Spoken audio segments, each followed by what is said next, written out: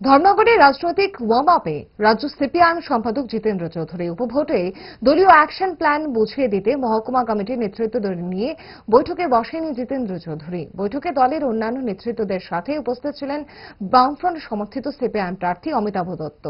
সিপিআইএমের নিয়ম অনুযায়ী দলীয় সদরে গৃহীত হওয়া নির্বাচনী কৌশলগত রণনীতির সঠিক প্রয়োগ করতে হয় সমস্ত স্তরের কমিটিগুলিকে।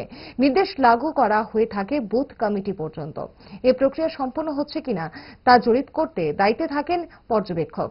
এক্ষেত্রে ধর্মনগর মহকুমা কমিটি কি পদক্ষেপ নিচ্ছে তা চাক্ষুষ করতে খোদ দলের সর্বোচ্চ কমিটির পলিট ব্যুরো সদস্য জিতেন্দ্র চৌধুরী বৈঠকে আপডেট নেওয়ার ফাঁকে বেশ কিছু পরামর্শ ও নির্দেশ দিয়ে এসেছেন জিতেন্দ্র চৌধুরী। পরে সংবাদ মাধ্যমের সামনে কথা বলতে গিয়ে জিতেন্দ্র চৌধুরী জানান,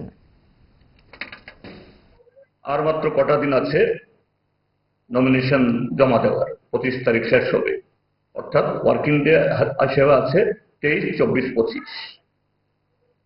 আমরা প্রধান বিরোধী দল এত আক্রান্ত, এত রক্তাক্ত, তারপরও 28টা কেন্দ্রের মধ্যে 23টা কেন্দ্রের প্রার্থী পদ আমরা জমা দিয়ে দিয়েছি বিশাল বিশাল মিছিল দিয়ে।